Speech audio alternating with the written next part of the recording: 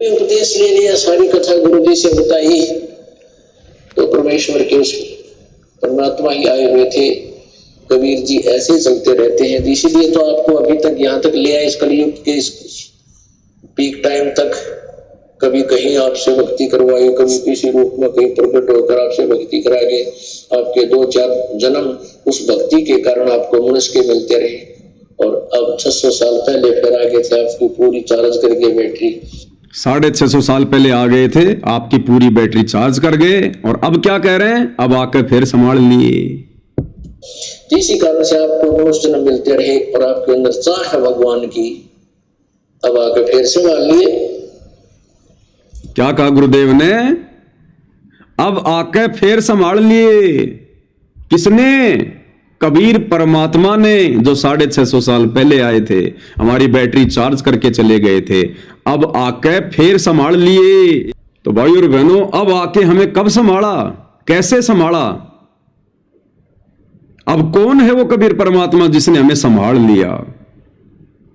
क्योंकि हमारी जो धारणा बनी हुई है कबीर जी को लेकर, एक फोटो जो हम लोग देखते हैं सोशल मीडिया पर, कबीर दास, दाढ़ी मूछ वाली, सर पर मुकुट लगा के बैठे हैं, सिंहासन पर बैठे हैं, जो फोटो किसी ने बनाकर डाल दी, एक काल्पनिक वो चित्र बना दिया। उस काल्पनिक फोटो को हम असल में कबीर जी मान बैठे, और हमारे दिलो दिमाग में यह धारणा बन गई कि कबीर जी तो ऐसे थे। और वही दाढ़ी मूछ वाली फोटो जैसा ही कबीर जी है।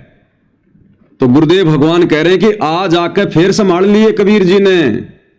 तो बताओ, आज उस दाढ़ी मूछ वाली फोटो जैसे कबीर जी ने हमें कब संभाला? अरे आज पुनः आकर हमें सतगुरु रामपाल जी परमेश्वर जी ने संभाला है। संभालने का मतलब इन्होंने हमारे को फिर से भक्ति पर लगा दिया, हमारे को फिर से वही भक्ति दे दी जो इन्होंने 650 साल पहले दी थी। अब यदि कबीर जी का असली रूप यदि वो दाढ़ी मूछ वाला है, तो फिर उस दाढ़ी मूछ वाले रूप में आकर कबीर जी ने वर्तमान में हमें क्यों नहीं संभाला? गुरुदेव कह रहे हैं वो भी परम सत्य है कि परमात्मा ने आज आकर फिर संभाल लिए। आके यानी धरती पर आकर। तो धरती पर तो भाई परमेश्वर रामपाल जी आए हुए हैं, जिन्होंने हमें संभाल रखा है, लाखों को संभाल रखा है, पूरी दुनिया को संभालेंगे आने वाले समय में।